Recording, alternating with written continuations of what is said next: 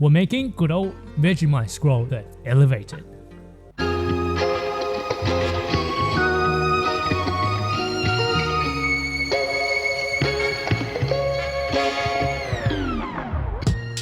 G'day friends, how's it going? Welcome back to Sam's Home Kitchen, where I bring to you budget-friendly recipes with sustainability in mind. Vegemite, Vegemite, Vegemite. We're happy little Vegemites, as bright can be.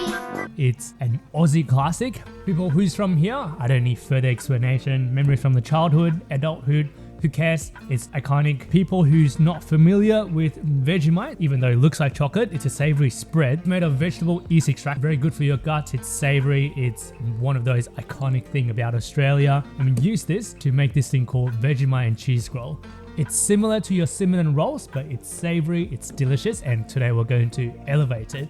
So if that sounds good to you, let's get cooking. To start us off, we're going to make our dough. I started with 300 grams of flour. Depends on the size and how many you're making. I'll share the recipe in ratio down in the description, so it'll be easy to up or downscale. 3 grams or 1% of instant yeast. I keep mine in the freezer in an airtight bag. It's still as potent 2 years since purchase. Pinch of salt, about 3 grams. That's all of the dry ingredients. Give it a good mix to combine. To make a 60% hydration dough, we add in 180 grams of water. Now we get our hand in and mix it through. 60% hydration dough is soft enough that it can be manipulated easily, but not overly sticky that it will make a mess.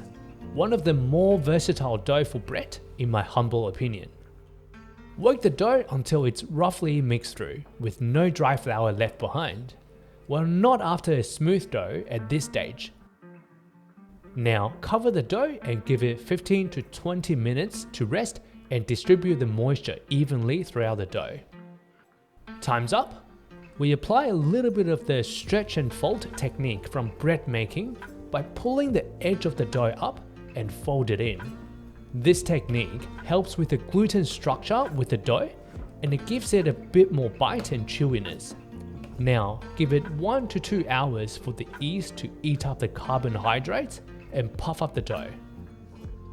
Once time's up, on the workbench, dust with some flour to prevent the dough sticking to the surface. Dough on the bench, and use a rolling pin to roll it out. We want to shape it into a rectangular shape, not going for a super thin stretch. Somewhere around ½ centimeter is a good thickness. Just to keep some bite and airiness in the dough. We don't want to overwork the dough and make it super thin, as that will squeeze out all of the air bubbles in the dough and make it a little bit tough. With the dough stretched out, we move on to the Vegemite spread to make it more spreadable. I am mixing 1 part butter and 1 part Vegemite. You can use 100% Vegemite. It'll just be a little sticky and harder to spread, but totally doable. Mix through the Vegemite and butter and distribute it out through the dough. Use a spatula to scrape the container clean and spread the Vegemite out. I love these mini spatulas so much, a must-have in my kitchen. Next, use a microplane or grater to grate some cheese of your choice. I'm using the tasty cheese from Aldi, one of the best tasting cheap cheese from supermarkets in my opinion. Instead of the usual scroll shape, I want to elevate it a bit. I grab the bottom third of the dough and fold it upwards into the middle. And then do the same, folding the top 1/3 in. Gently reshape the dough and make it as even as possible. Grab a bench scraper. We want to cut the dough into what you can see here. 2 shorter cuts followed by a 3rd through cut. This will give us a M-shaped dough proportion. The reason I'm doing this is to get a 3-strip dough shape that is connected at the top. Work our way through the dough and cut it all up. This is where you get to decide how big you want the scrolls to be. Go wider if you want bigger ones and vice versa. With that, grab a piece of the cut up dough, follow what I'm showing on the screen here, bring the right strip in between the left and middle strips, and then bring the left string in between the middle and the right. Repeat the steps until you have a braided dough like this. Roll the dough up like what you can see here, and you'll get a braided dough ball that's got layers of bread, Vegemite and cheese. From another angle, we'll do it again. To braid the dough, keep crossing the dough strips from the outsides in until you run out of space. And then roll the braided dough up into a bowl. You can either put them on a baking sheet or do what I do here by using cupcake tins. Cover the scrolls up for another 20 to 40 minutes to let the doughs puff back up. Now we can get the oven preheated at 180 degrees Celsius on fan forced. Before baking, we can grate some extra cheese on top to give it a bit more texture and cheesy flavor. Can never go wrong with more cheese.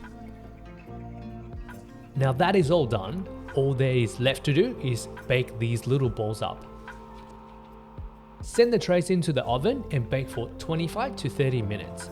Once the top of the scrolls are golden brown, they are ready to come out. The cost breakdown is around the screen here. 11 Vegemite scrolls costed us $1.47.9 to make. Alrighty, and there we have it. That is our Vegemite and cheese scrolls, all done in front of me, smelling amazing. Going to just dive in and let you know how it's like. The bread itself is nice and soft. We've given it enough time to leaven and create all these lovely bubbles to make our bread spongy, soft, and to soak up all of these flavor. The Vegemite flavor folded into all these layers around our little scroll. It's savory, it's umami packed.